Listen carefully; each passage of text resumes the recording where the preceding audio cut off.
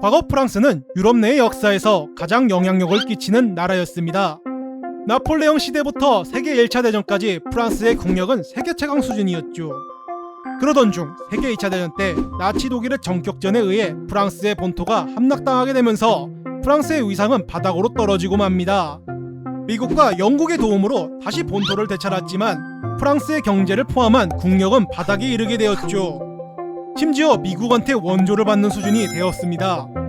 그랬던 프랑스가 현재는 전 세계에 가장 영향력을 끼치는 유엔 안전보장이사회의 상임이사회 5자리 중 하나를 차지하고 있습니다.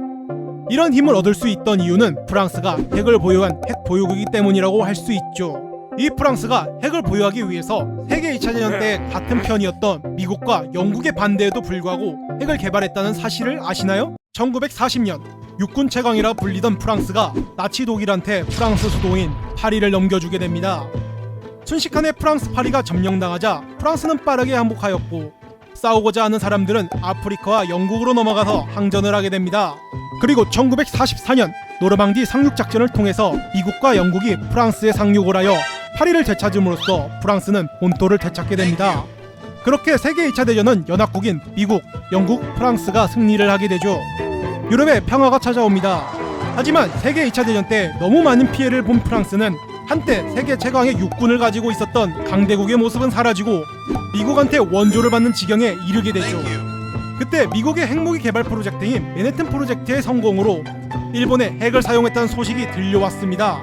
그 위력은 어마무시하여 각 나라의 지도자들에게 엄청난 충격을 주었죠. 핵무기의 위력을 듣고 매료된 사람이 있었으니 세계 2차 대전 때 빼앗긴 프랑스를 되찾고자 독일과 항전을 하였던 자유 프랑스의 지도자 샤르 드골이었습니다. 이 소식을 들은 드골은 비밀리에 핵개발 프로젝트를 실행합니다. 하지만 맨해튼 프로젝트의 프랑스 연구자들을 미국이 가만히 냅두지 않았죠. 미국은 핵무기가 다른 나라에서 보유하는 것을 꺼려야 했고 프랑스 연구자들이 프랑스 본국으로 돌아가지 못하게 방해를 하고 있었습니다. 또한 미국은 새로운 적국인 소련의 등장으로 북대서양 조약기구 나토를 만들어 자신들이 보호해줄 테니 핵개발 같은 거 하지 말라는 이야기를 하였죠. 어쩔 수 없이 프랑스는 미국으로부터 막대한 원조를 받고 있는 중이었기에 핵개발을 멈추는 것처럼 보였습니다. 그러던 1954년 아프리카에 있는 프랑스 식민지인 알제리에서 독립전쟁이 일어나게 됩니다. 독립전쟁으로 인해 어수선한 프랑스 내 상황에서 카리스마 있는 지도자가 필요했고 세계 2차 대전의 전쟁 영웅으로 프랑스를 승리로 이끈 드골을 임시 총리직에 임명하게 됩니다. 그리고 다가오는 새로운 대통령 선거에서 무려 88.6%의 압도적인 지지율로 프랑스의 총리가 됩니다. 그리고 얼마 있지 않자 프랑스한테 더 안 좋은 소식이 들리기 시작하죠. 프랑스와 영국이 소유를 하고 있던 수에즈 운하를 이집트가 국유한다는 선언이었죠. 수에즈 운하를 통해서 원유를 수입하고 운하 통행료로 수익을 내고 있던 프랑스한테는 국가가 흔들릴 위기였습니다. 이에 수에즈 운하의 소유자인 영국과 지분을 가지고 있던 프랑스는 이집트를 싫어하는 이스라엘과 함께 손을 잡고 이집트를 공격을 하였죠.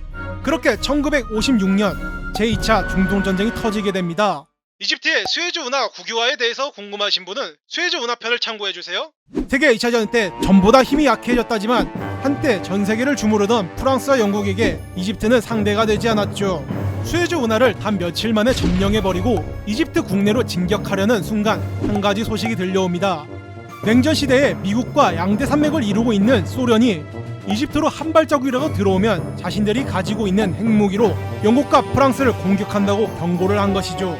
소련의 핵무기 공격은 두 국가에게 큰 위협이었고 또한 영국과 프랑스가 다시 제국주의 시대로 돌아가려고 한다는 국제 여론 탓에 굴욕적으로 철수를 할 수밖에 없었습니다.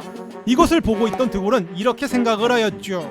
핵무기를 보유하지 않은 국가는 이제 국제사회에서 힘을 못 쓰게 된다고 말이죠. 소련의 핵공격 위협을 다른 시각으로 본 드골은 만약 소련이 유럽을 침공하더라도 미국은 우리를 위해서 핵무기를 사용할 것인가? 라는 의심이 들기 시작하였고 핵개발 프로젝트를 다시 시작하게 됩니다.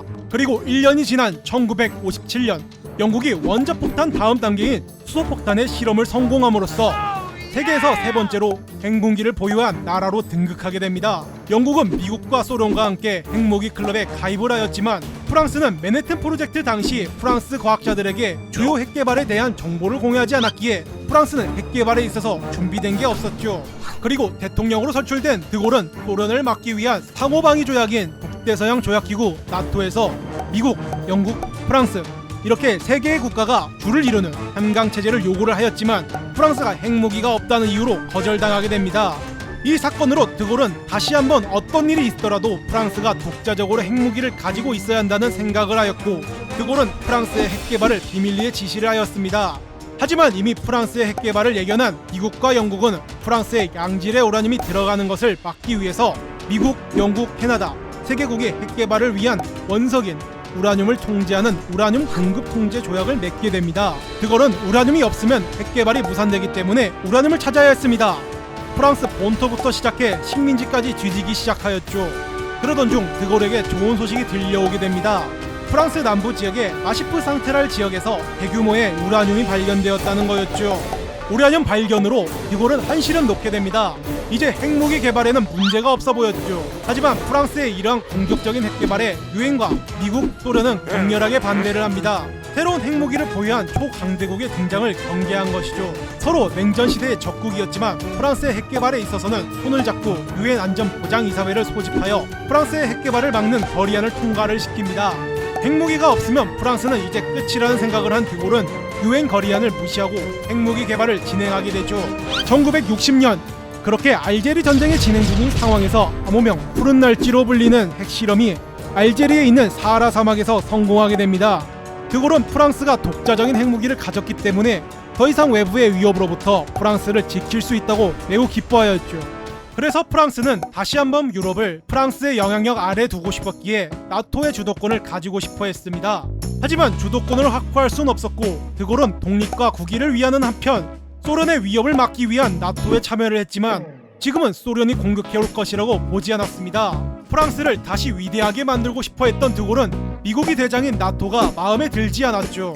우리 프랑스가 미국과 상하관계가 아닌 같은 위치의 동맹이고 싶어 했고 예전 핵개발 당시 미국의 방해로 무산될 뻔한 적이 있기 때문에 미국이 프랑스의 악기를 막는다고 생각을 하였습니다. 드골은 스스로 보호할 수 있는 프랑스한테 나토는 필요가 없다고 생각을 하였고 1966년 프랑스는 나토에서 탈퇴하게 됩니다. 핵을 보유한 프랑스는 나토를 탈퇴를 하였지만 냉전 상황과 프랑스가 필요했던 미국은 관계 시도를 계속합니다. 그리고 소련이 망하면서 냉전 시대가 끝나게 되고 그동안 유럽 내의 영향력을 키운 프랑스는 다시 나토에 가입하게 됩니다.